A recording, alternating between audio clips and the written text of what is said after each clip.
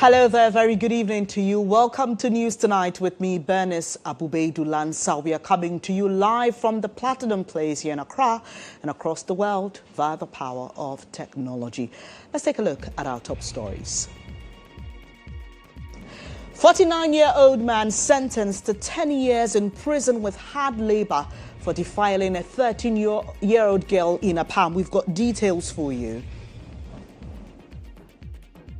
Also in this package, minority files motion to suspend all parliamentary processes related to the vetting and approval of Chief Justice nominee Justice Paul Bafo-Bonny until all legal challenges surrounding the removal of former CJ GHOne are fully resolved.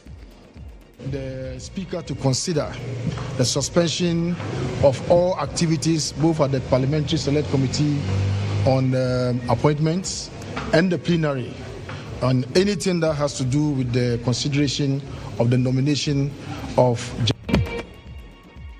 And Health Minister announces activation of a new health management system from next week as he accuses private vendor of bad faith in shutdown of previous system. Actionable for any individual or company to have access to the medical records, electronic medical records of Ghanaians without the state taking control, without the state having access to it. And in business, Lands Minister discloses Ghana needs $2.3 billion to modernize and revamp the Volta Aluminium Company Limited.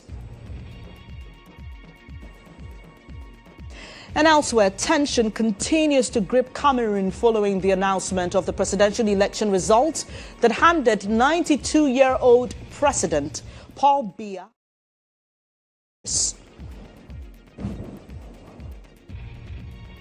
I'll be sharing details of these stories and more. Please stay with me.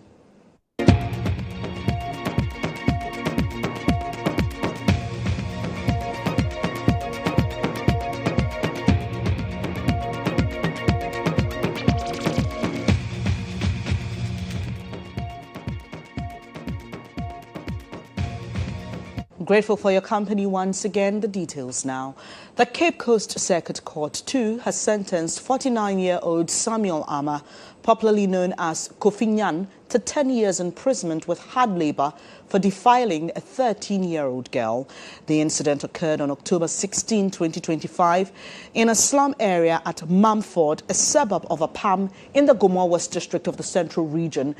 We are told that Alma threatened the victim with a knife before committing the act. He pleaded guilty to the charge and was convicted on his own plea to 10 years imprisonment with hard labor by her Anna, Nana Abba Kwebanunu. He has since been transferred to the Ankerfall prison to serve the sentence.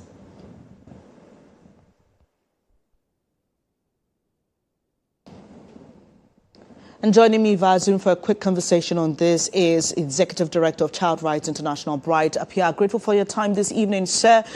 This is very quick justice, as you may want to put it. On the 16th of October, this case was recorded.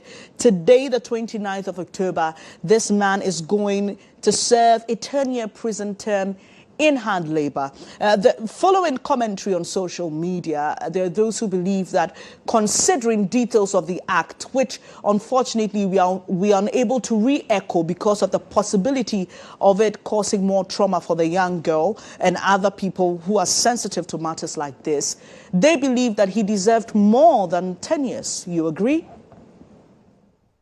Oh, yes. I wish with the sentence is different, but looking at the circumstances, I'm sure the judge took all these things into consideration because the whole sentence was handed to him by the judge on the basis of his own plea. So the human face would also come into it and all that. But I'm sure if it was under a different circumstance, I suspect that the punishment would have been different from what we are seeing now. There are reports, and without going into further details, like I mentioned, because of the sensitivity of the nature. However, there are reports of people who may have witnessed this incident and may have cheered him on. What are we doing in that regard legally to such persons? Doesn't it fall under the remits of aiding and abetting crime? Of course, we were expecting that the state would have gone further than it is now to look at all those people, especially the one who recorded it and the one who decided to put it on social media and all that. If the state needs it for evidence, we could have gotten it without necessarily putting it on social media. So the prime suspect, they dealt with him, and I think that anybody involved, especially the recording and then the placement of the video on social media, those people should also be apprehended and dealt with in a manner that the law expects that we should do it. So we should not just look at this from criminal point of view, but we should also look at how society reacts to some of these things. Because if a person is committing a crime against a child and the whole society is looking on to the extent that they were even cheering him on, then it's time to reason that all these people at any point in time can also cause the same kind of act. And there are certain things that we have to put in place to ensure that people do not necessarily take advantage of children. And it shows the extent to which people also respect the dignity of children. So we should not just look at it because he has committed is a prime suspect, but I think that the people involved, especially those who recorded it, should also be brought to book. And if there need be, we should also see the speed at which this particular case was done. Finally, sir, I remember having a conversation with you a few weeks ago about how defilement has surpassed cases of armed robbery and other violent crimes in terms of reports to the police station. How does this fit into that wider context? And what do you believe strongly we should be doing at the local and community levels to ensure that young children are not caused such trauma, which may be a scar for life? I think that advocacy is very important, and getting cases like this from the court also aid in putting up a very good advocacy, letting the people know that when you commit a crime against a child, you cannot go scot-free. And the punishment is also there for you to face. And beyond that, we can also look at the issue of how culture is also playing a role in it, because in most of these rural communities, when such matters come up, they just tend to have their own adjudication without necessarily referring it to the formal system for it to be carried out. So people think that, well, this is how far I can go, and this is how far the community can also go with the kind of offense that I've committed and all that. So it makes it a bit difficult for you to think that some of these things can deter them. So I strongly believe that everything that has to do with rape, defilement, and sexual assault against children would have to purely engage the community on the basis of advocacy, so that we make a clear announcement to them that once you do all these activities against a child, you can face the full sentence of the law. And then also society must also begin to look at how best we can provide care for children who go through this. Because now we are here talking about the man, right, but there's little that we are talking about the girl child because of what he has gone through. And we are so passionate about this because beyond the issue of the man committing a crime, there's a social aspect of it where you see people, a whole community looking on. So the existence of that child within the same community is going to play on her mind for a very long time. Then you're also talking about the psychological and the emotional issues that she'll be going through. And one person carrying all these things is going to weigh her down. And I think that we quickly have to engage the clinical psychologist to be able to work on her so that she can come back to her normal behavior. I'm grateful for your time, and indeed in that previous interview, Mr. Baidoo did mention that the social welfare needs to do more, and even within the justice system, there needs to be some pronouncements made in terms of catering for young girls who have been defiled and abused. You're watching News Tonight. When I come back from these messages, we'll be delving into what happened in Parliament today with regards to the minority demanding a suspension of all activities relating to the vetting of Chief Justice nominee pending the resolution of other legal matters sent to court by the former CJ. Do stay for details.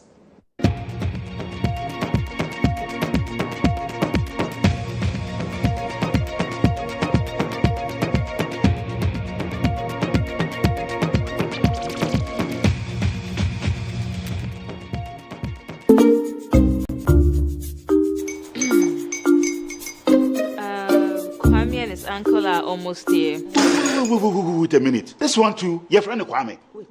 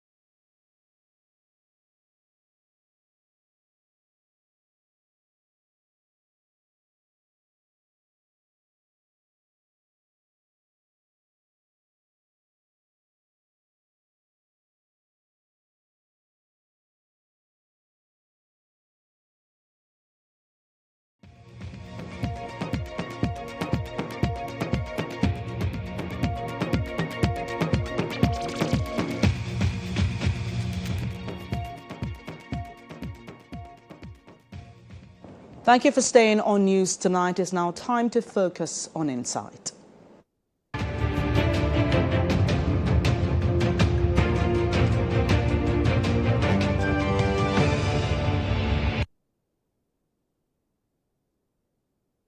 And on Insight tonight, we delve into two main talking points from Parliament today. The first has to do with the minority filing a motion seeking to suspend all parliamentary processes related to the vetting and approval of Chief Justice nominee Justice Paul Bafo-Bonny. Now, they want this because there are legal challenges surrounding the removal of former Chief Justice Gertrude Araba Isaba Saki Tokonu, and they want that to be fully resolved before Parliament goes ahead with that vetting. The motion, which was formally submitted to the Clerk of Parliament, calls for an immediate halt to proceedings at the Appointments Committee and on the floor of the House. According to the group, proceeding with the vetting while multiple court cases remain pending will be premature and could undermine the integrity of Parliament's constitutional role in approving the head of the judiciary. Now, you may recall that on October 21, on the floor of Parliament, Majority Leader Mahama Yariga, in his welcome address, charged the Chief Justice nominee Paul Bafo-Bonny to prepare to appear before Parliament as they seek to vet and approve him.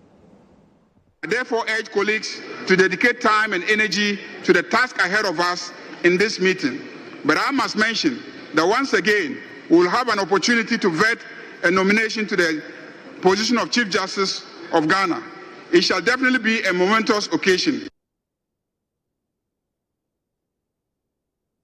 Now, the minority expresses displeasure with the removal of the former Chief Justice, Gertrude Tokonu. According to its leader, Alexander Fengermarking, the process for the removal of the former CJ lacked transparency. The minority registers its unequivocal objection to the removal of the Chief Justice, Mrs. Gertrude Araba Isaba Saki Tokonu. We believe the process lacked transparency, violated constitutional principles, and set a dangerous precedent for judicial interference. 3 separate petitions were referred to the Puaman Committee. The committee only had 1 petition, then adjourned proceedings for continuation on the 15th of September. Yet, without notice to any party in the matter, the committee suddenly submitted a report on the 1st of September, and within 2 hours, an announcement was made of a removal. Was that adjournment a deception, Mr. Speaker? Even more troubling was a warrant of the suspension. It claimed to have made a prima facie determination, but to date, no one has seen such document, and this raises serious constitutional questions. Well, the minority leader also backed what the majority leader said about the nominee coming prepared.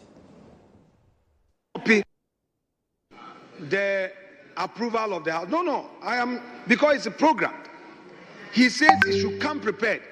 I am not speaking in respect of that matter specifically, but to all nominees who will be appearing before us should take a cue from the majority leader.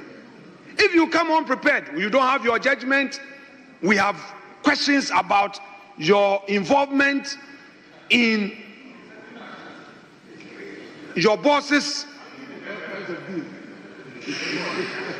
sacking, we have concerns about how you have behaved and all. You answer. You have to prepare. And I agree with the call by the majority leader that the person must come prepared.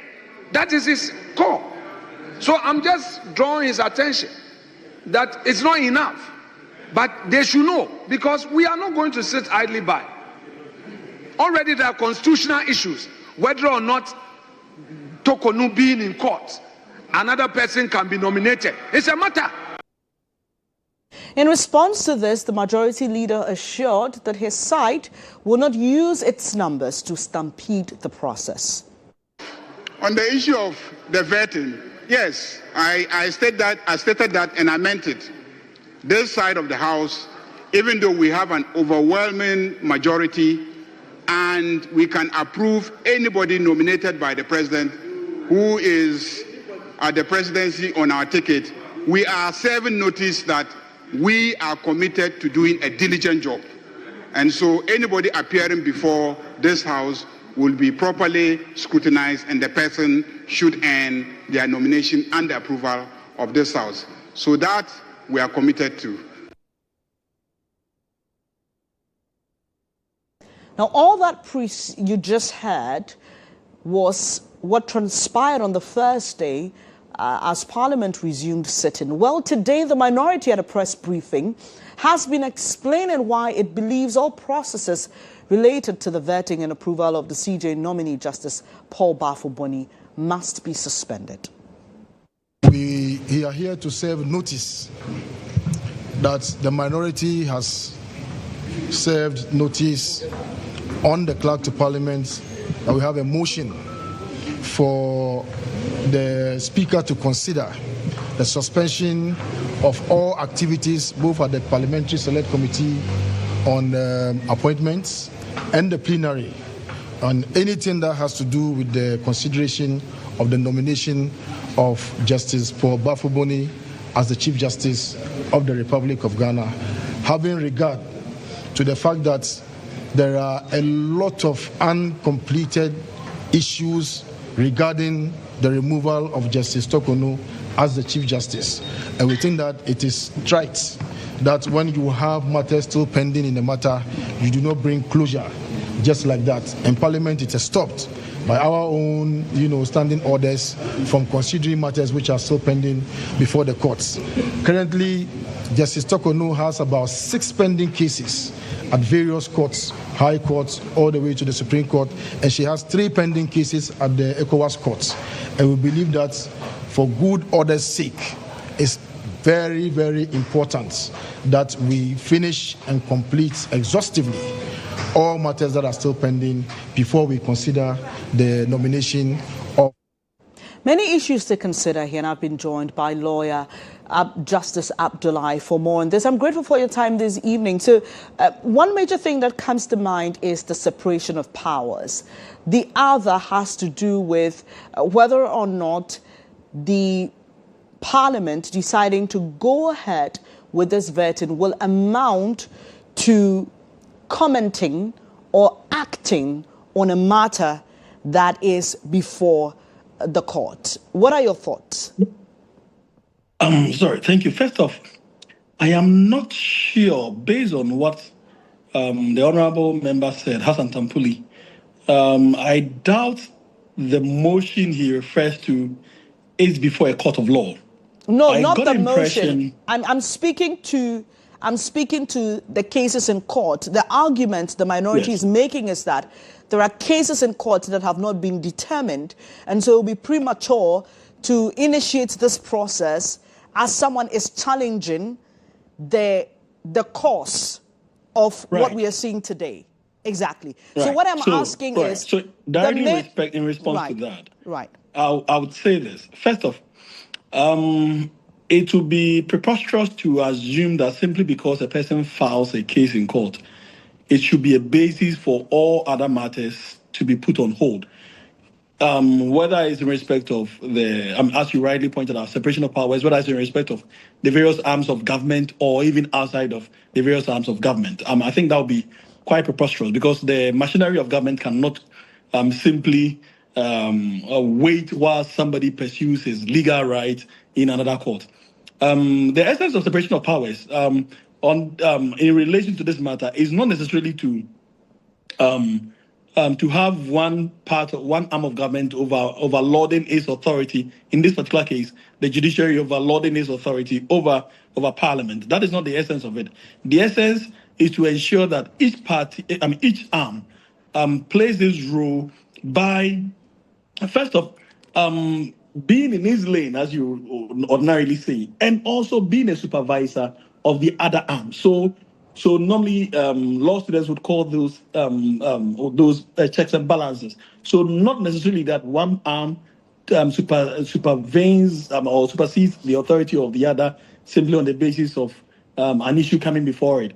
And because of that, in this particular case, the Parliament would undertake its activities, and then the judiciary will also go ahead with whatever it needs to do. So would the executive do. Now, I said this based on 2 main things. First, the fact that the issues involving Justice Tokonu is dealt with and is, if you like, dusted. It's done. She's been effectively removed, and she's rather pursuing post-removal matters. Now, because of that, we cannot leave that office to be unattended to. Someone must occupy that office.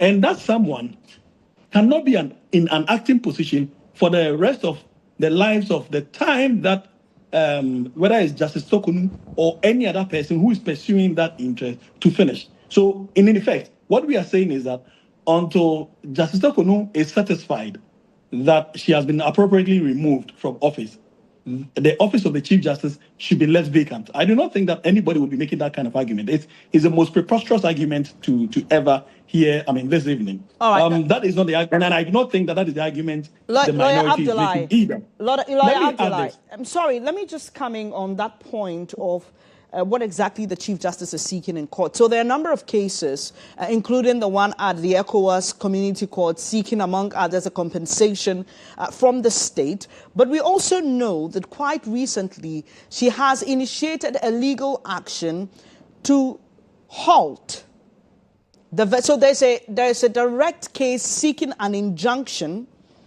to the parliamentary process. You think that is not enough grounds for the minority to say that on that particular case, let us wait for a determination on that before we choose to either vet the Chief Justice nominee or not? Right. First off, the last case has been dealt with. And if you remember, I think it was last week or thereabout, or earlier this week, it has been thrown out. So it doesn't exist. So that's not a good leg to stand on for making any good argument. Second, the minority is not making the argument on the basis of the existence of that case. The argument is on the existence of plethora of cases that have been mounted by Justice Tokunu. In effect, what the minority is saying is that until and unless all those cases, whether in the ECOWAS court or the Supreme Court or an international court or any other court, is dealt with, the Parliament has to hold on with any possible vetting of any nominee. Now, my position is that cannot be a tenable argument to be made in any serious country. Because you cannot say that until a person who has been lawfully removed, but who has decided to challenge his removal, decides that as of today, I have thrown in the towel, I've accepted the removal, and I move on with my life. And so until that day happens, any other day that that person decides to file an application before any adjudicating body, Parliament would have to wait until that adjudicating body makes a determination of the case before it proceeds to conduct its business. And that can never be a serious argument. And I'm saying that is a preposterous argument. And I'm saying, in effect, based on that, I do not think that Parliament would wait until all these issues are dealt with. If, as you pointed out, there is a sensitive one, a particular one, that they are resting the argument on, it is reasonable that Parliament would say that, okay, let's wait until the outcome of that particular one, because you can easily assess the timelines and wait until a determination is made of it before you proceed. Even that would only be as a result of a difference to the other arm of government, because no arm of government can forestall the other arm of government from playing its constitutional role. That can never happen. That doesn't happen in our constitutional law, because our constitutional jurisprudence is that each arm is allowed to play its role without the interference of another one. And the court has only a supervisory role over the two other arms of government. But in respect of Parliament, what the court does is that it will rather wait for Parliament to finish its work, and the outcome of parliamentary decision can then be inquired into as to its constitutionality or otherwise.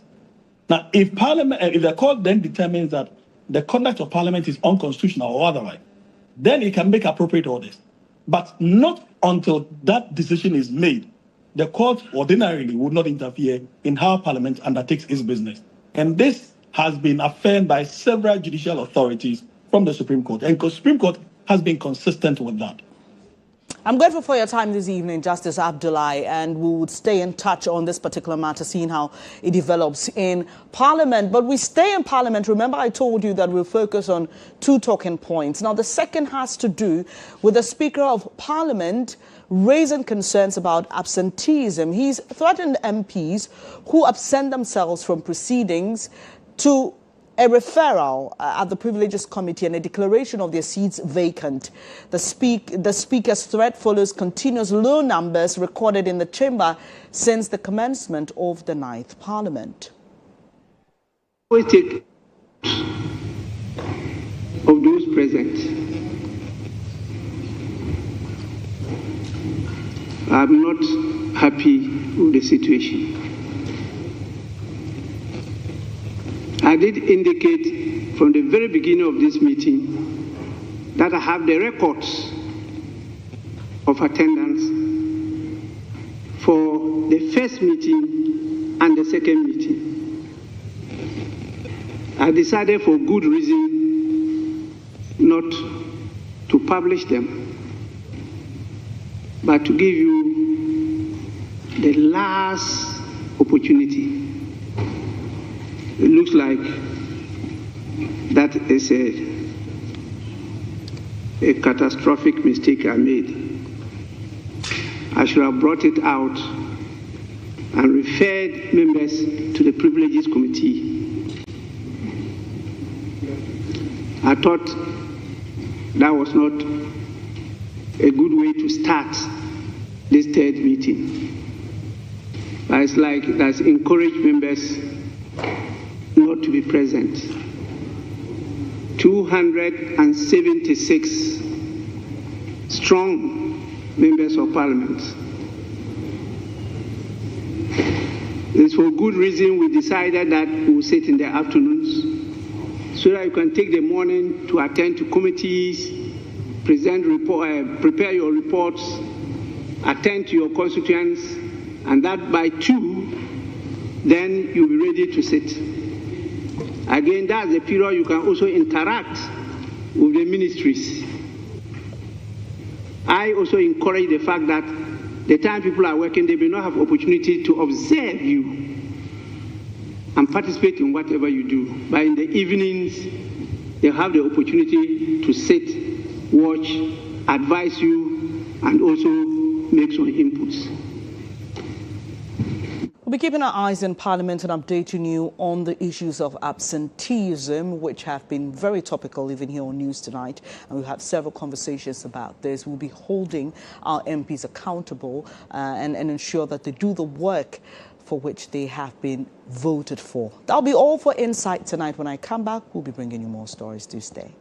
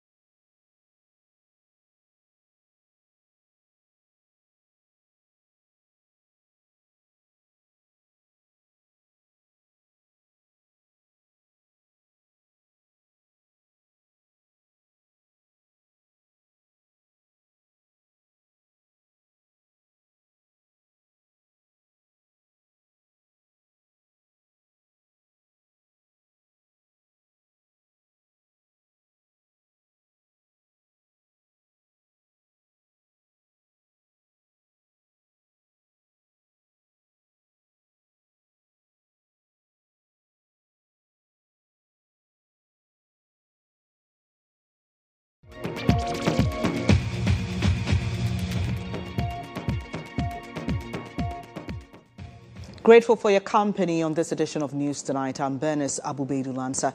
Now, the health minister says the stress of accessing patients' records at health facilities is nearing an end as he announces a new and more robust digital platform will go live next week to replace the troubled LIMS system.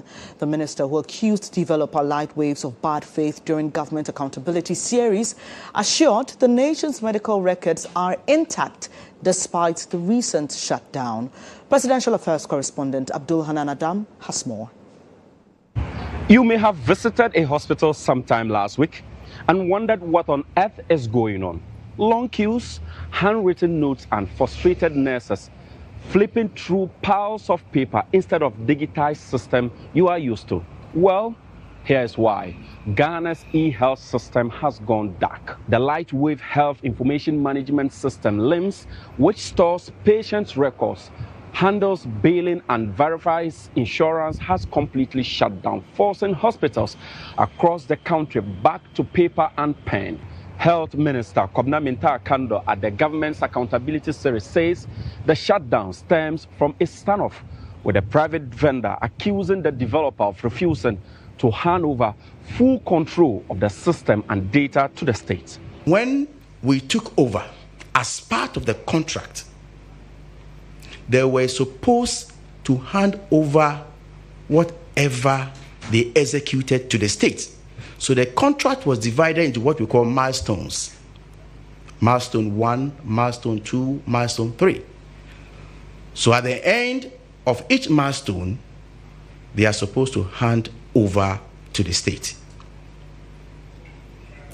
You all agree with me that it's unconscionable for any individual or company to have access to the medical records, electronic medical records of Ghanaians without the state taking control, without the state having access to it, without having even access to the service. Now, with regard to the 5-year contract signed in 2019 worth $100 million for a comprehensive health information management system across 950 facilities nationwide, the minister also accused the vendor of shortchanging the country. If, assuming in the contract, it stated that they should supply HP laptops, you go and cheaper brands are supplied. They should supply, let's say, 100. You go and less than 100 is supplied. At the end of 31st December 2024, although 450 out of the 950 had been connected, the vendor had been paid about $77 million. Clearly, more than 70% of the total amount had been paid, and less than 50% of the work has been done. But in the wake of the LIMS shutdown, Minta-Akando says enough is enough and has announced that a new platform will go live next week. Today we have GHOne, and the GHOne is Ghana Health Information Management System, and not for any individual. The next solution was the fact that there was nothing like any exchange. And so we have established an exchange where even if you invite any vendor in, the vendor will then plug in and will not have, any vendor will not have a direct integration to our billing system or to any other sector. You necessarily will have to go through the exchange. Who are wondering about data protection and whether there will be an effective handover of information from the old to new system. Here is what the minister had to say. Because all the claims was made to National Health Insurance, we went to the National Health Insurance data and reconstructed all the data. So as I speak to you now, we have constructed not less than 14 to 15 million, and we have not less than 71 to 72 million visits. And so the issue of the reconstruction of data is secured, and we are doing more. So, for now, brace yourselves as hospitals visit still mean more queues and less tech until the new system kicks in. Reported for GHOne News and Star FM, Abdelhanan Adam, Accra. And here in our studios at the Platinum Place, I'm Bernice, Baidoo, Lansah, and this is News Tonight. Now, 2 clergymen are calling on Ghanaian youth to uphold sexual purity and seek the right guidance before marriage. Senior pastor of Holy Hill Assemblies of God Church, Reverend Dr. Kojo Bempah, says purity is the foundation for lasting relationships. On his part, Pastor William Boateng of the Ignite Church also wants young people to find marriage mentors who can guide them in their journey. They shared these thoughts at a youth event, The Journey Together. There's more in the following report. Journey Together program brought young adults from various churches to learn about godly relationships and lasting marriages.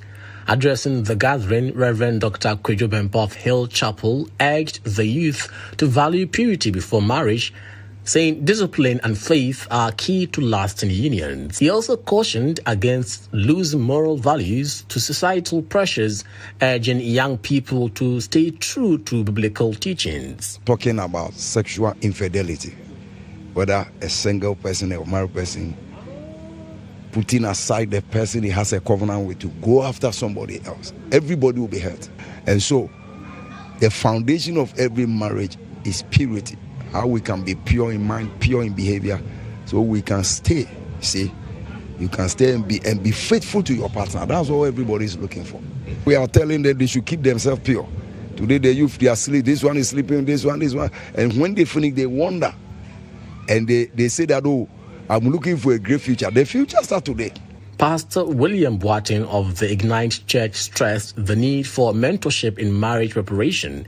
He encouraged the youth to seek guidance from experienced couples and spiritual leaders for practical advice and emotional support along their journey.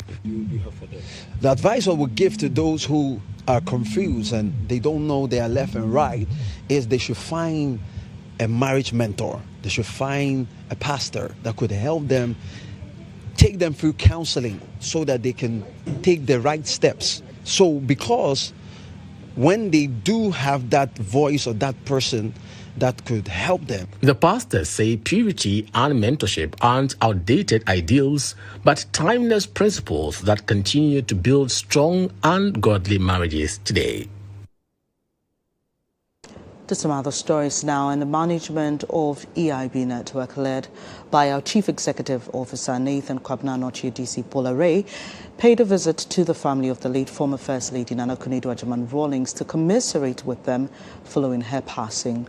Our CEO, accompanied by senior management and staff, expressed heartfelt condolences to the Agyeman-Rawlings family and described Nana Akunedo as a visionary leader and a strong advocate for women's empowerment, whose legacy continues to inspire generations. Obed Kingaglo reports. We received a sad news about the unfortunate passing of your mother, your sister, our sister, our stateswoman, and a woman who has been an inspiration to many of us women in this country and across Africa. And today we're here to extend our heartfelt condolence and to commiserate with you. We wish you well. We wish you peace as you go through these trying times. It's a real pleasure and a real honor that we have so much outpouring of love. And if while our mom, our aunt, our sister, Her Excellency Nana Akunedo Agyeman-Rawlings, if while she was alive we had any doubts about how much she was loved and appreciated, I think what we have seen happening in the last week perhaps should give us comfort that in spite of the silence around many of the things that she did, the resounding and extremely loud outpouring of love and the tributes that we've had, the testimonies that people have told, certainly is an assurance to us that everything she did was seen, was noticed, was appreciated, was acknowledged.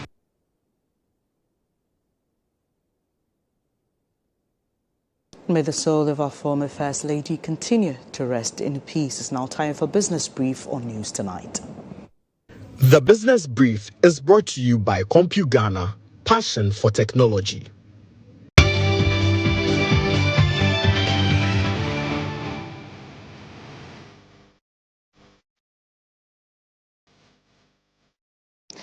The Minister for Lands and Natural Resources, Emmanuel Kofi-Boah, has disclosed that an estimated $2.3 billion is required to modernize and revamp the Volta Aluminium Company Limited, VALCO.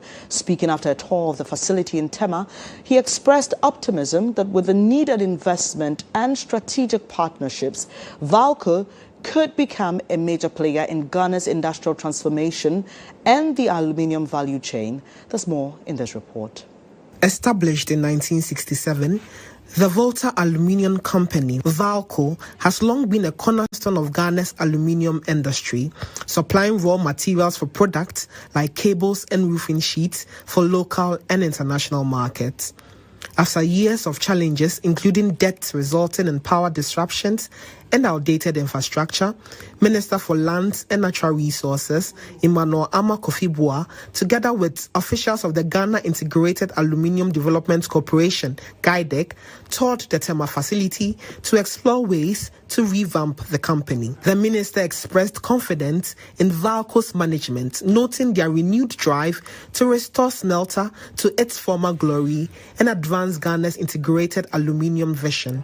VALCO is really a powerhouse that can really change the economy of Tema and the country.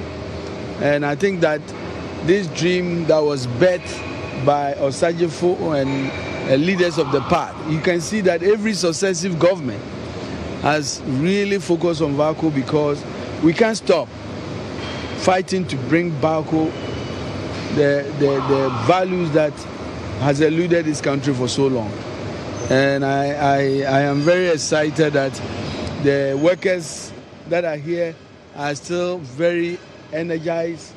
They are very committed to their work. In pursuit of this vision, the minister disclosed that significant investment will be required to reposition VALCO. And so I think that we must continue on that path and tell the story and make sure we can engage partners that are very serious, that are committed. The last time we talked to them, I think some of the new modernization projects will require about 2.3 billion in the short term. And those are the steps we have to take. We have a lot of proposals on the table. We don't want to do the talk shop anymore. We really want to get to the chase, to see the things that we can practically start and see what we can work with others. And so we are going to work. I think that the reset agenda has come to VALCO and we have to work very hard. Kofi-Boah further explained that the revitalization of VALCO hinges on value addition. I think that some of the ideas have been put forward. So what exactly can we here start on our own to change? And those are the small steps that we must take. This first phase of modernization that has been done has convinced me that we can start small and move one step at a time. And I think we'll get there. With the dream of making VALCO the lifeline of job creation and value is still alive. We just have to believe in it and work hard towards it. Meanwhile, Chief Executive Officer of GHOne, Randolph Chumesi Ankara, commended VALCO's management for its forward-looking leadership and echoed the call for a comprehensive modernization drive to position the company as a major contributor to national industrial growth. Now, the Road Maintenance Trust Fund has been completed, promising a more transparent and equitable allocation of road maintenance funds across Ghana. Appearing before the Public Accounts Committee, Roads Minister Governors Kwame Abuja thanked Parliament for the swift passage of the Road Maintenance Trust Fund Act, which has since been assented to and gazetted.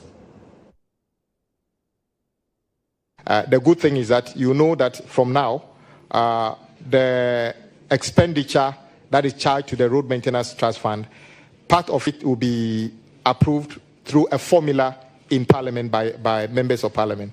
So all that will be done. And I think it will be helpful so that every constituency, every year, will have an allocation for at least some maintenance work there. No longer a situation where some constituency will say we didn't see any money for maintenance. From now, the 276 constituencies will have some money for. That'll be all for this edition of Business Brief, and we'll be back with more news. Please stay. The Business Brief was brought to you by CompuGhana, passion for technology.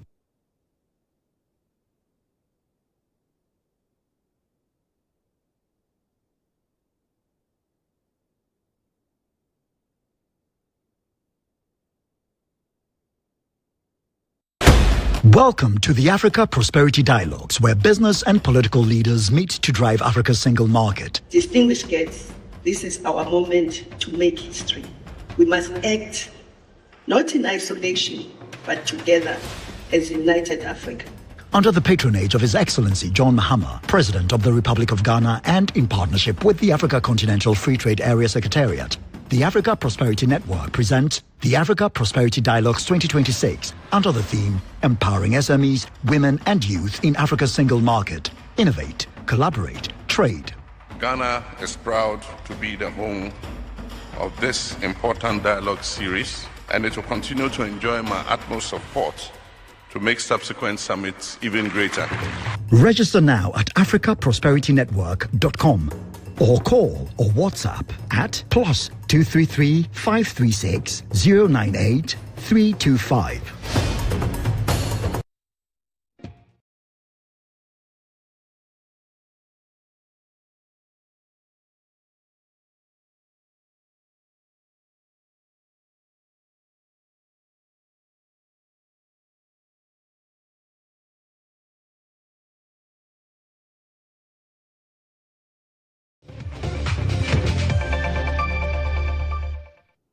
In sports news today, head coach of the Black Queens, Kim Lars, in an exclusive interview with EIB Sports, has assured Ghanaians the Queens will go all out in the next edition of the Women's Africa Cup of Nations.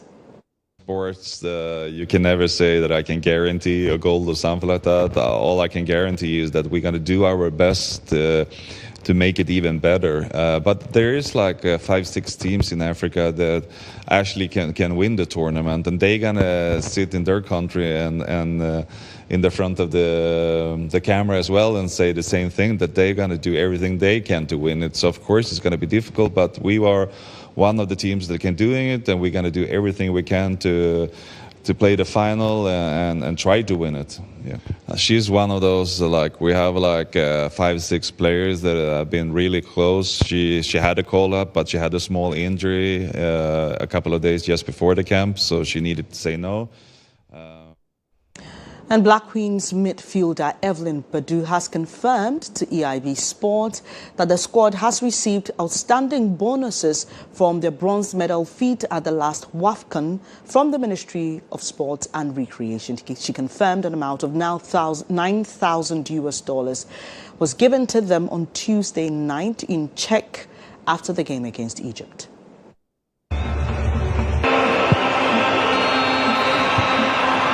Yeah, and Ghana man who the course, which is 3 months ago. No, now both are in the same case secure the ultimate, which is the trophy, but Baidoo, and this WAFCON Ankasano is also qualification to the World Cup, which is every player's dream and the country's dream. Say, or be represented in the world level. No, we will do everything, I will say, to make sure, say, Yabeko to the top 4, no qualify to the World Cup. I know, said the mote, that will be our support, will be. And a Black Queens player there, Baidoo, confirming a receipt of a $9,000 check in terms of outstanding payments for their bronze medal feat in the last edition of the WAFCON. That'll be all for sports. Up next is international news.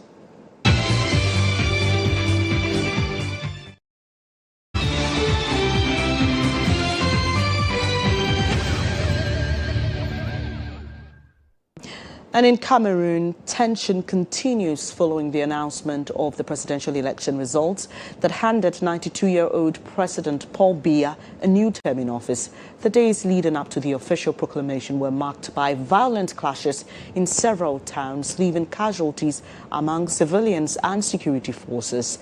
The Minister for Territorial Administration, Paul Atanganji, said protesters wreaked havoc in a number of localities as anger mounted over alleged electoral fraud.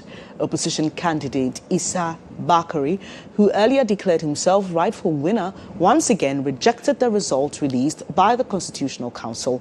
A coalition of 8 local groups reported irregularities ranging from the inclusion of deceased persons on voter lists, unequal access to ballot papers, and attempted ballot box stuffing.